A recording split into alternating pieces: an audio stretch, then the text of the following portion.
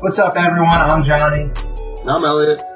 And welcome to the Sport Mind Avenue podcast, the intersection of all things currently happening in sports and the psychological impacts it can have on athletes and the community.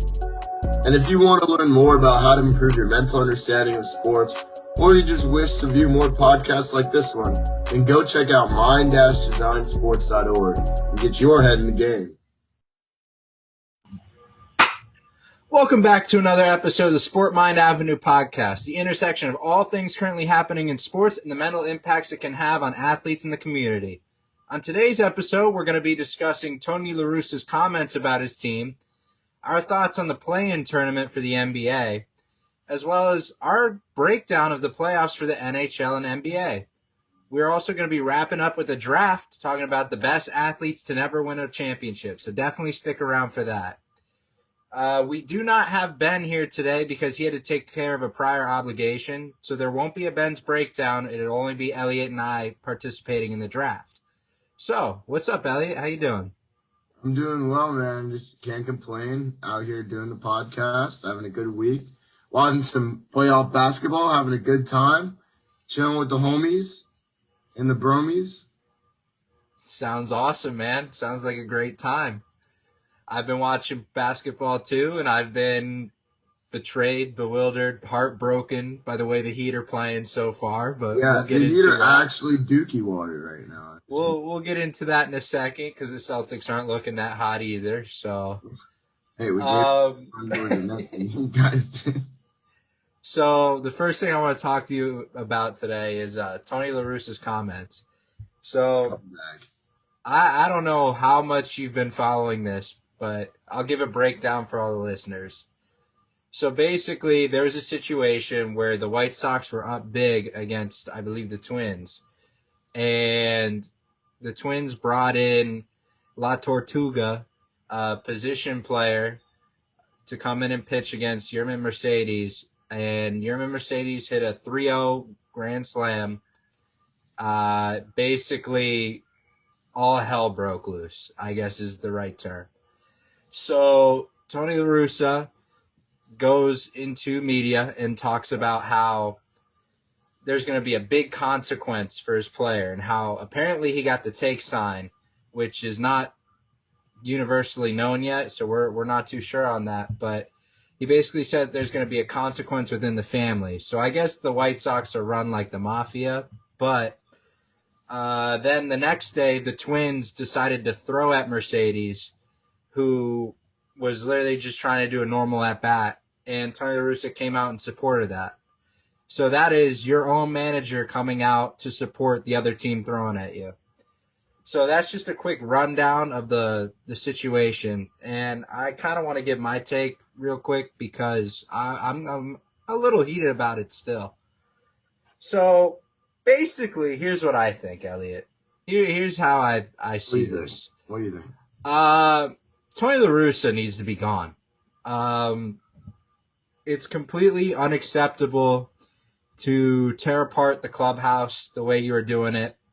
You're leaving your ego unchecked, talking about how your players have lockers and you have an office, so therefore you don't have to agree with what they say. That's a pretty BS excuse. The game's changing, and any unwritten rules you've been following, guess what? They're out the door when a position player is on the mound. So I don't know what La Russa's thinking here. His ego is ridiculous, apparently. I don't understand what he's doing. He's probably going to be run out of Chicago by the end of the season. At least I hope so. But what do you think? Well, first of all, when you brought up I have an office and you have a locker, first of all, these guys get paid way more than your entire net worth is. Millions. In that 3x5 comfy cozy locker, and you get to have a whole office, but his whole net worth is $30 million, which is chump change in the MLB. And he cannot be coming out here talking all this smack to a player for not taking a 3-0 pitch and instead hitting a dinger. And I don't think that you should go out and slander your team. And then and then not back him up when he gets hit by a pitch. That shows you have something that you have wrong with yourself, or your ego is too substantial to support your own actions. I think what makes me the most mad about this is the belief that even if you're ahead, you should give up for the opponent if they're not playing as well. In what other sport do we even see that? Ever. I mean, you're up and you're winning. You should keep playing. You get paid based on the stats you have. If Mercedes misses out on a huge bonus by one homer because he took on 3-0 in some blowout game, like, what is this? This is so dumb. You are playing just to do well enough so that you're winning games, but you don't want to disrespect other teams, even though they're going to try and show you up the best they can. This whole situation is ridiculous, man. Go ahead. It's the pros. You don't think that they're going to score as much as they can in the pros? And at the end of the day, it's all fun and games. Like, they're still going to get paid. It doesn't matter if they lose by 30 or they lose by 2. They're still going to get paid at the end of the day. So you can't get mad at someone for going all out. I've had many games back in high school where our team was trash and we get blown out. And 27-1 was the worst game I've ever been in my entire history of playing a sport. And it was the third inning, so we weren't allowed to get mercy ruled. And it just kept going. It just kept going. And you know what? You think they stopped? This was high school. Do you think they stopped? No. You think they're going to stop in the MLB because this guy is, might as well just give him some slack. It's going to hurt their egos and who they are and their self-control and their self-motivation. Like, come on now. Bro, Elliot, I have seen games this season where teams come back for a bigger deficit than that. This was nothing.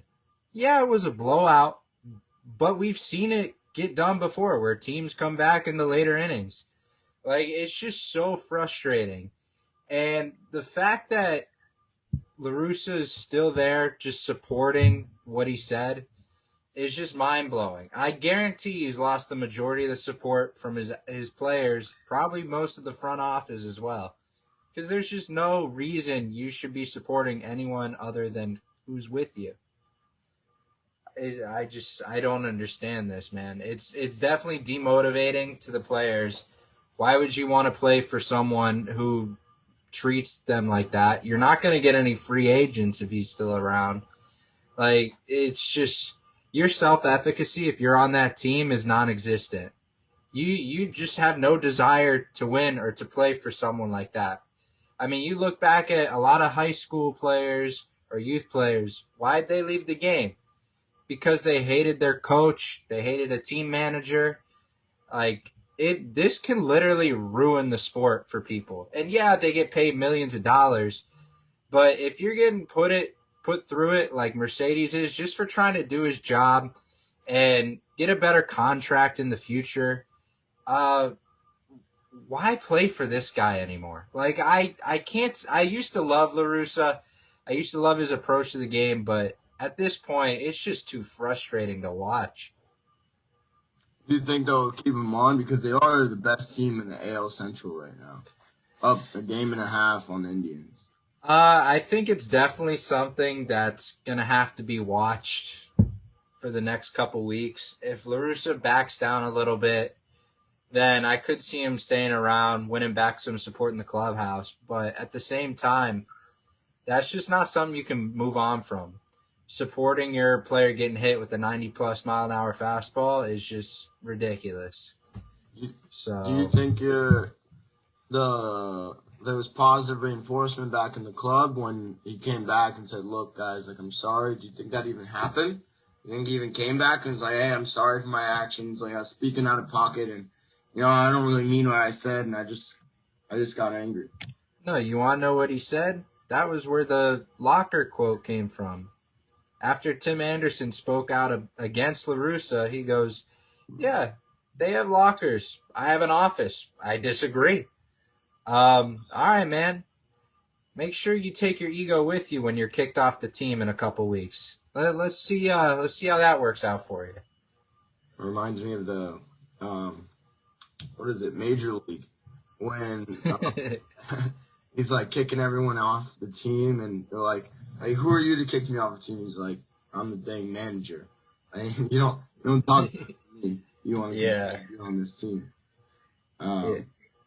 Yeah. So I just think this whole situation's kind of dumb to have to talk about. It shouldn't even be something that needs to be talked about. But apparently there's just still some old head managers in the game that don't want to enjoy it like everyone else is now.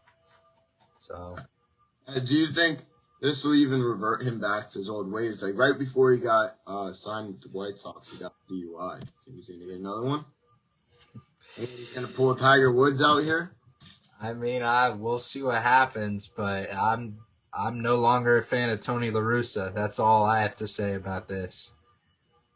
So really bringing a bad name to Wizards of Waverly Place out here. That's Russo, but all right, bro. I see what you're doing there. It was a noble attempt. All right, you wanna talk about topic 2?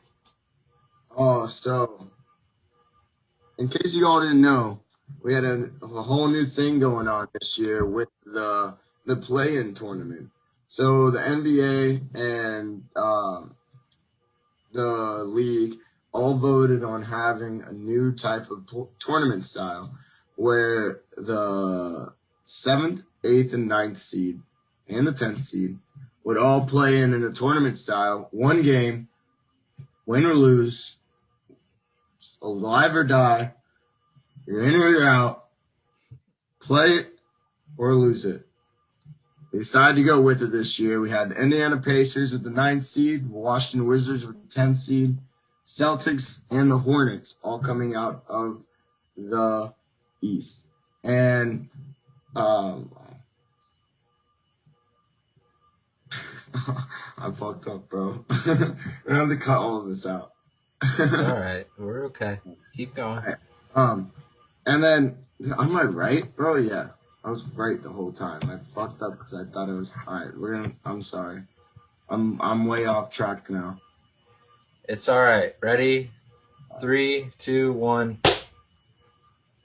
So we have the 7th, 8th, 9th, and 10th seed in the East, and the 7th, 8th, 9th, and 10th seed in the West.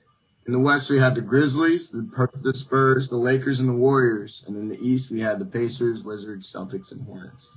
Now, the whole controversy about this play-in tournament is that it gives a chance for the 10th seed and the 9th seed to get into the tournament, and potentially for the 7th and 8th seed, who would have in the past had a lock to be in the tournament, a chance to not get into said tournament.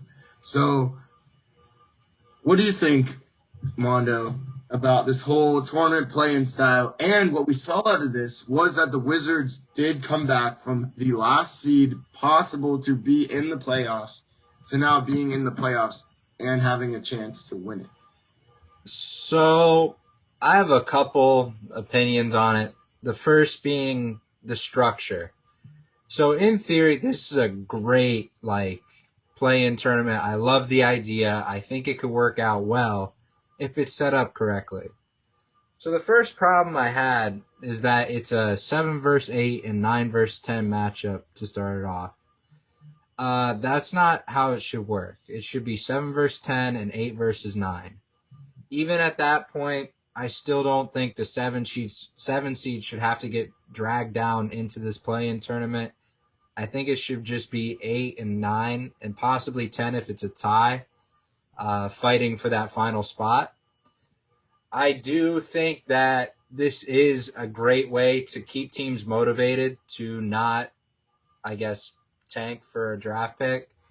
You know, if you make a run in the playoffs, you have a better chance of signing free agents.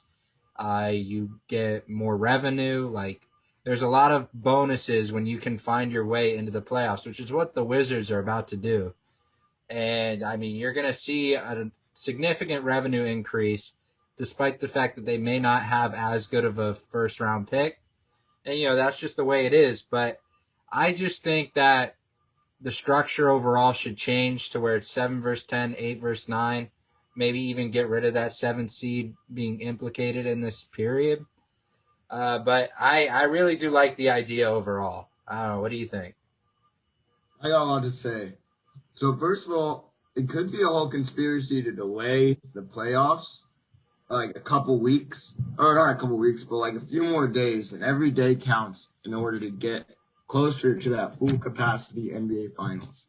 And having those extra days of rest and more games not only provide, like you said, more revenue towards the NBA and the teams that are in these spots, but also more revenue in the long term when we see those full capacity stadiums, which we're already starting to see now, which is nuts. And I don't know how you believe it, but I love it. I love that. I can hear the crowds, and we'll probably talk about that later. But I think it was also cool because it gave the Wizards a chance to be in the playoffs, which was awesome because I think Russell Westbrook deserves to be in the playoffs. I think he's one of the best. I agree. One of the best to ever do it, and he's never had that shot to be back there. I mean, besides when he was at OKC, they had somewhat of a chance, but they never really made it into any meaningful role. But what you saw come out of this playoffs is both 8 seeds in the East and the West didn't make it in, and got beat out by the Warriors by the Grizzlies for the 8th seed, and the Wizards over the Pacers, and then the Wizards over the Hornets, which I think is pretty incredible. And I think it's pretty cool to see that because then it gives whatever 7th, 8th, 9th, or 10th seed that makes it in more of a reason to play their hardest. And as we saw, the Grizzlies wouldn't have been in the playoffs as it wasn't for this. And they stole a game, right? And they stole a game, the first game against the Jazz. Yeah, I mean, I put the Jazz all the way to the top. I thought they might win the whole thing, or at least make it to the semis.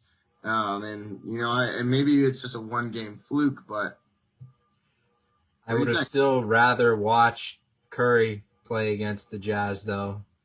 Oh, yeah. Like, that's something that we no longer apparently get to see because the 9 and the 10 seeds somehow just get their chances at the playoffs out of nowhere. But I'd change it. That's because of LeBron. LeBron loving refs, LeBron loving league. Everyone loves LeBron. LeBron. What are you talking about?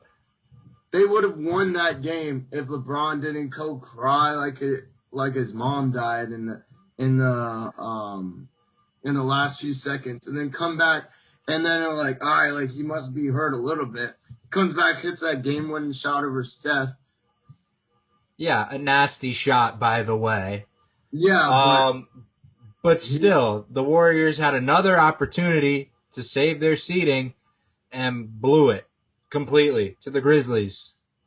Who ended up taking a game from the Jazz. So they were a competitive team. But the Lakers have no shot. I guess the main points I'll make on it is it's a good revenue source for the league. It's a good idea in theory. The structure needs to be improved a little bit. There's clear impacts on the motivation that you'll see. It'll give more players incentives to keep trying, keep clawing their way to the playoffs, earn those bonuses, extra contracts, etc. I see it as something that has a lot of potential for growth in the future, but also I don't mind sticking with what it has always been, which is 1 through 8 make it in like every normal league. I just don't know. I'm kind of undecided, I guess. If they improve the structure, then I'm all for it. I'm okay with it being the 7th versus the 8th seed, and then the 9th versus 10th seed. Because if the 10th seed loses, they're out. If the 10th seed comes back, they have to play everyone to get back in, and that should be how it works. You don't get to play the first round and win against the best team out of those four teams, and then you're still not in. You should play the worst of those teams, and then you have a chance to play the better of the team. Right, but if I'm looking at this like LeBron is, or I guess I'll use LeBron as the example, why would I keep busting my ass at like 37 years old and keep working and working during the regular season, winning all these games, when I can literally just hop in as the 10th seed, try for 2 extra games, and then I'm locked in the playoffs? Like, that's the only real problem I have with it. You could try 2 extra games in the regular season and not get in the 10th seed. Fair enough. Try a little harder, then you wouldn't have to play all those games. All right, so we saw the results of the play-in tournament. Let's get into a little bit of NBA playoff talk. So first off, let's talk about my Miami Heat, who are now down 2-0 to the Bucks. I am struggling to cope. We look like absolute trash right now. Or at least last night. Last night was the Bucks scored like 40 points in the first quarter. Yeah, I know. Ridiculous. I'm struggling to keep the games on at this point. Jimmy needs to be a lot more aggressive. Bam needs to stop taking these like 10-minute sections where he's just not trying to score a basket at all. Tyler Hero needs to figure it out, honestly. We need our shooters to click. They're doing pretty well 3-point wise, but everything else is a brick right now. There's just a lot wrong that needs to be adjusted if we're going to even have a chance to fight back in this. So, I mean, I'm not going to lie to you. I have Milwaukee winning in 6, so I think you guys will at least win a couple, but maybe not anymore, so that might have messed up my bracket a little bit. But what I want to talk about is how about the Knicks losing against the Hawks? What about that? You know what? I'm not mad at it. I'm not happy about it. I'm just enjoying that the Knicks are enjoying themselves in the playoffs. That's all I think. They haven't made the playoffs in, what, 20 years? They are having a good time while doing it. They really are. It's been fun to watch them. Win or lose, they're enjoying themselves, and I really like that. For all the Knicks fans out there, like, congrats. Congrats on being a Knicks fan and having something to root for the first. You know what's crazy to me is the Nets go out this year and they say, we're going to make this unbelievable team. Talk of New York. Everyone's only going to talk about the Nets.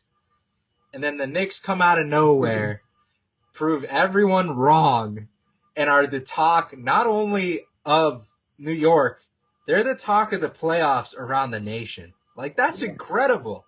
I love seeing it. Julius Vandal. But, bringing up the Nets, I know it's a little tough for you right now, being a Celtics fan who's going to have a first-round exit. Yeah. I don't know. We should have left and not gotten that, that 7 seed, and maybe would have gotten a lottery pick. But now we should have won that first game against the Nets. It was a really close one. I still do believe we'll at least get a couple games down. I'm not confident as much as I thought Miami was going to do against Milwaukee. But, without Jason Tatum or Jaylen Brown, it's a lot harder to compete. You have one of the 3 All-Stars on our team that can't be out. Rest in peace to Mr. Brown. But I don't know. I see Nets. I don't see the Nets winning the whole thing, though. I don't see it. I'm gonna say the Lakers pull it out. No. Mm-hmm. That's all I have to say for you. No. I think LeBron's gonna turn up. AD's gonna figure it out. The rest of the players are gonna play their roles, and the Lakers are gonna walk themselves slowly but surely back to the finals. I could literally see it right now. I Yeah, bet they you. went down. What's up? I bet you LeBron doesn't make another 7-game series. No shot. Why would he need a 7-game series when he can do it in 5? Because you're not going to win any of them in 5. What do you mean? You're not going to win any of them in 5. You're about to get swept in 4. I don't know what you're talking about. The Lakers have a shot of winning 2 games this whole playoffs. You don't think they're going to beat the Suns? I do not. I do not believe they're going to beat the Suns. Really? I believe the Suns will win this. The Suns will play Denver just because they got Jokic, even though I kind of think that Portland might pull it off. You know, Dame, did you see Dame last night? Dame's dirty, but I won't let you change the subject on the fact that you think the Lakers are going to get walked over in these playoffs. I think the Lakers will get smothered by the I mean, everyone's been saying it for years, man. But you know what? Father LeBron's going to come in, dark 23, and just ball out the rest of these playoffs. I'm calling it now. I see it happening. That man spends just as much time on the ground crying as he does scoring buckets. I'm not saying you're wrong, but and missing he's also a baller. He's 37, balling. I also want to talk about the Clippers series against the Mavs. I think that this series is a must-win for Kawhi and Paul George's legacy as NBA players. I think if they lose this series, this entire team they built is an absolute fraud. And I think they're each going to take massive hits to their legacy in the long run because of it. Yeah, I mean, they didn't do anything last season in the bubble. Mm-hmm. And now they're going to lose to Dallas with just, one star player. Come on now. Like, especially who we thought were some of the best people to be in the NBA at the time with Kawhi and Paul George to not even making it out of the first round. And they're in the 4th seed. The 4th seed. Come on. I guess the question is, at what point am I supposed to feel bad for playoff P? Like, when's the point where I start looking at it as, damn, like that kind of sucks for him, instead of playoff P, classic, can't do it in the playoffs? Because I'm starting to get to that point where I actually am starting to feel a little bad about it. That man's gonna end up like Chuck. Exactly like Chuck, actually. I could see Paul George even taking up an announcing gig too. All right, you want to talk about a little NHL playoff?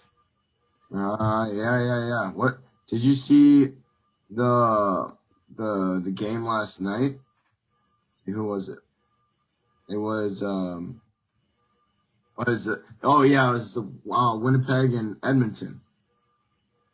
Yeah, that was kind of nuts. Triple OT. I was up till 3:00 in the morning watching that game. As a player, triple OT is not sounding like a good time. I couldn't do it. It was so fun to watch. Like I feel real bad for the players and good for them. Like keeping up on those skates after basically 2 whole games.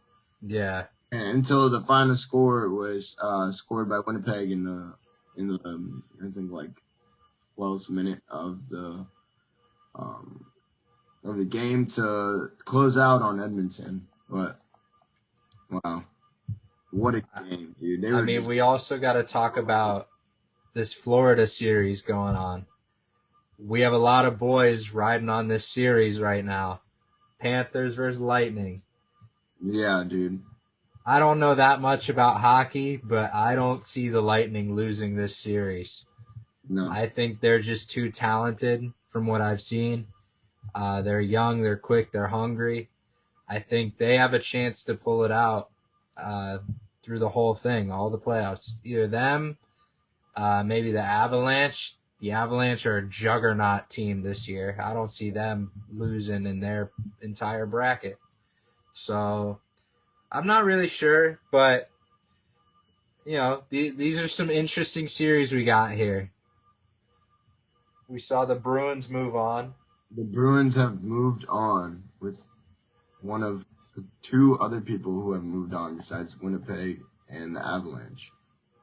I don't want to go ahead and root for the number one seed, so I'm not going with the Avalanche, even though I do want to go with the Penguins. I don't know. I think the Lightning could make a playoff push. I could see the Lightning doing it for sure. Bruins probably win against the Penguins, I think. I never want to root for a penguin on skates, even though I'd love to see that on YouTube. All right. Well, so your pick is who to win it all? Going with the Bruins, bro. Of course. But I might go with the Flyers. The Flyers are kind of balling. I think they may make that dark horse run to topple all these super teams. The Flyers, really? Lock it in. Flyers. Mondo's expert pick for the NHL playoffs. All right. Now that we've got our little quick breakdown done, you want to hop into this draft, I guess. Yeah, you go ahead. Man draft. Draft. All right. So, since we're getting into it, let me break it down real quick. It is based on the best athletes to never win a championship. 5 rounds, 1 pick per round, serpentine draft. The order is Elliot, then myself. Rotate back and forth. Feel free to comment on who has the better draft. That'll probably be posted on Twitter or Instagram, so let us know. But yeah, so who you got for the first pick? All right, with the first pick of the best to never win, I'm picking up Russell Westbrook, bro. Can I do that? Interesting. Yeah, you can. Yes. Yes, indeed. Most Valuable Player Award, All NBA at 2019, 2018, 2017, 2016. NBA All-Star Game MVP Award, 2016, 2015. NBA All-Rookie Team, 2009. Best Male Athlete, ESPY Award. Bro, plus more. Clutch Shot of the Year Fan Award, 2017. Defensive Player of the Year in the Pac-12 in 2008 in college. Man hasn't even been to finals. And then all of those the most triple doubles in history. You know how hard it is to get a triple double? There's only been like 8 in the whole WNBA. And this guy has done over 182. That's a good pick. But I was just kind of shocked you took him with the first overall. The best. So I got 2 picks, right? That's the... Oh, yes. Oh. Oh, so with the first pick, Team Mondo selects a former NFL MVP, a 2-time Offensive Player of the Year, former Offensive Rookie of the Year, 6-team First Team All-Pro, 4-time Second Team All-Pro, 10-time Pro Bowler. I mean, the list goes on and on. Mr. Barry Sanders, the GOAT running back himself. Welcome to the squad. Easy work. Write it in. Best on the board, taken 2nd overall. So, yeah, I mean, there's not much to say about Barry Sanders. Dude's career got wasted in Detroit. They tend to do that with all of their star players. It's unfortunate he never got to win there. I really love him. One of the greatest to ever do it. There's not much more to be said than that. So, I am going to turn some heads with this one based on my stance on steroid usage. With the second pick, Team Mondo selects Mr. Barry Bonds. Yeah. All-time home run leader. Statistically the greatest baseball player of all time. Sure, he used steroids. Sure, he won a lot of MVPs. Sure, he's never won a championship ever in his life. But Barry Bonds, statistically, one of the best players to be picked for this. The fact that you took all these steroids, you have all these records, and you still never got an opportunity to win a championship says it all. His career got wasted despite the fact that he balled out individually. He never had that full team around him to make that final push. It's unfortunate, but it's still a great pick on my end. He did do steroids. I hate him for it. He does not deserve to be in the Hall of Fame. But if you look at the statistics, he is the best baseball player to never win a championship. I mean, hands down. So those are my first two picks. Good pick. With the fourth overall pick, the man, the myth, the legend, the greatest player to never win a Super Bowl, after having the most career victories as a quarterback with 155, a 9-time Pro Bowl selection, 8-time first and second team All-Pro quarterback, and he was voted NFL Rookie of the Year, Dan Marino. My favorite player of all time, by the way. I still hate that he has to be on this list, but he was so good and just couldn't make it, man. I hate seeing it. One of the best QBs to ever do it behind, Tom Brady. But heartbreaking, man. It really is. Yeah, he just had a heartbreaking career, never could make it all the way, and he just kept losing, man. Couldn't win a Super Bowl. Oh. This is my next pick. Yep. My next pick. Oof. I'm going to go back to basketball. Interesting. I'm going to go back to basketball with Elgin Baylor. Elgin Baylor has been to 8 NBA finals and lost 7 times to the Celtics as a Laker. 7 times against one team. That's a good pick. 10 times.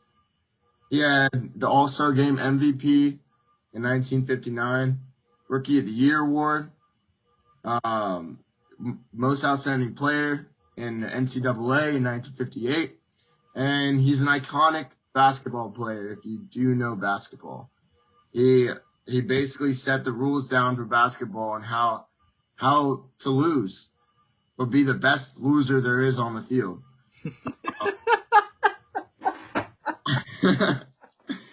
Well said. I guess that makes the whole list pretty much. May he rest in peace too.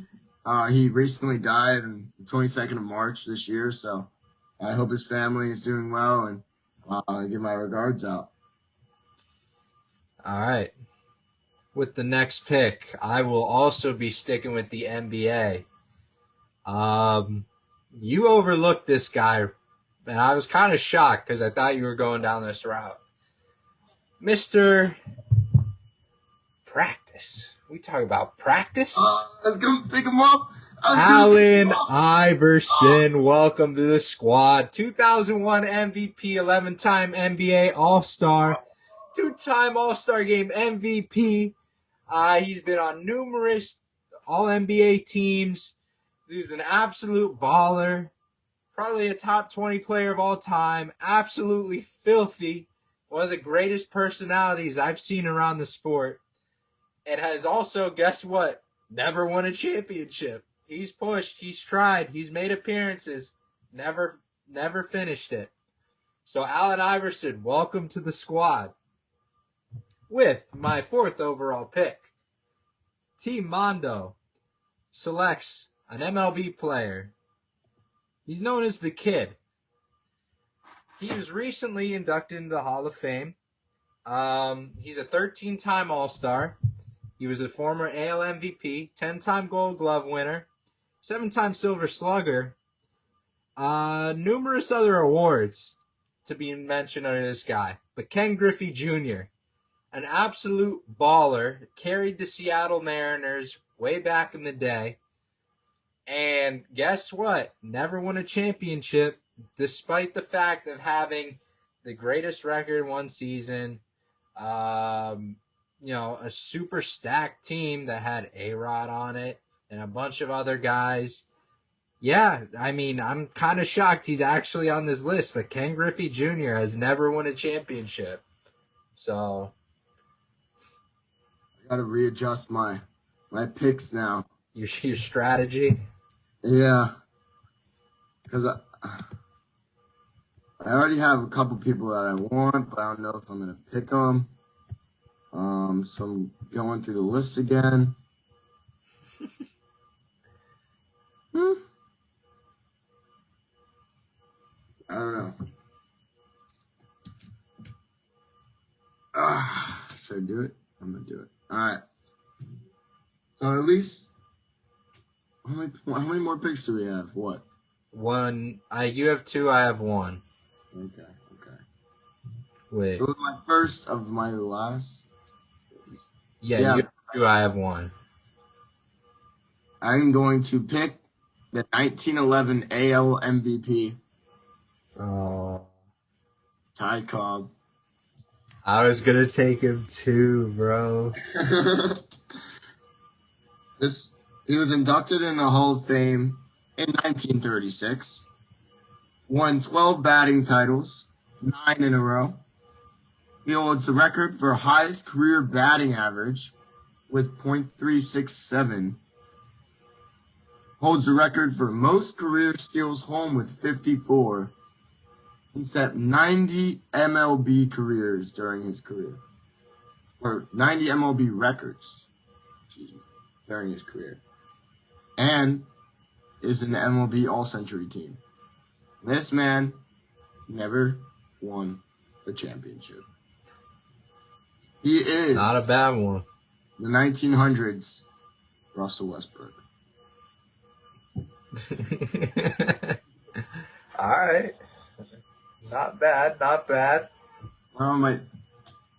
don't know if I want to do this for my next one, but we might do it anyways. Go for it. Hold on, I gotta recess. You took my AI pick, bro. You let him go. You let him slip. That was your fault. Dang, I should have known you wouldn't pick Elgin Baylor. All right. He's just too good to not pick up. This is true.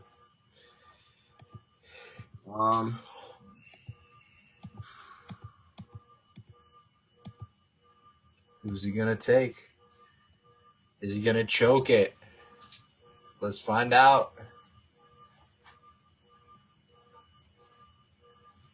He's struggling. He's looking confused. Not really sure what he's thinking at the moment. I know. I think I'm gonna go with the dick. The butt kiss. And took the dick butt kiss route. I'd love to hear it. It was either this man or Randy Moss. Well, as much as a dick butt kiss pick is ideal for you, and Randy Moss was your alternative, let me tell you about this one guy who's a better pick than both of them for this list. He's actually regarded as the greatest hitter in baseball history.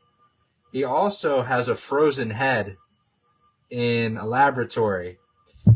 He is a 19-time All-Star, 2-time MVP, 2-time Triple Crown winner. 6-time batting champ, 4-time home run leader, 4-time RBI leader, MLB record 482 career OBP. In my opinion, the greatest hitter ever, Mr. Ted Williams. Welcome to the squad. As a Red Sox fan, you should be embarrassed you did not pick him. End of story. I shouldn't hear a word coming out of your mouth that you just let that man come to me in the last pick of the draft. I didn't put him down in my top 6. Your top 6? He was in your top 6? He was like my number 4. Come on, man. That dude is elite. He's the greatest hitter ever. You have Barry Bonds and Ted Williams on this squad with the greatest running back in NFL history. You have Ken Griffey Jr. Who else do you have? Oh, yeah. AI. Baller. I mean, this roster I assembled. Once again, Team Mondo wins the draft. Oh, no. You did not win the first draft. You did not win the you and your lacrosse bro won the draft? Get out of here. One measly pick does not mean that my team would not destroy you in every category. That's a story for another time, because you are going to get throttled if I ever played against you. That's not... You'd get throttled with the roster I have. No chance. That's crazy that you would say that. You took Klay Thompson. Klay Thompson. Come on, bro. You gotta be joking, right? You just admit you had a bad draft. It's okay.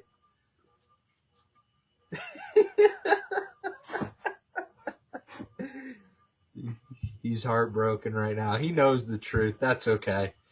So let's wrap it up for this week. That was our best athletes to never win a championship. An overall pretty good draft. Elliott did not come out flat this time. So that's going to wrap it up. Thanks, everyone, for listening. Stay tuned for our next episode. And, we'll see you soon. Don't forget to subscribe, like, and comment on our videos. Check us out on YouTube and Spotify or theminddesignsports.com. Yeah, also, our social media will probably be in the description. So, have a good day. Yerp.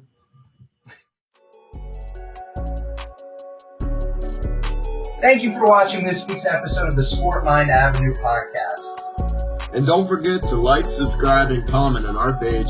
And stay tuned for more of our podcasts and exclusive content in the future.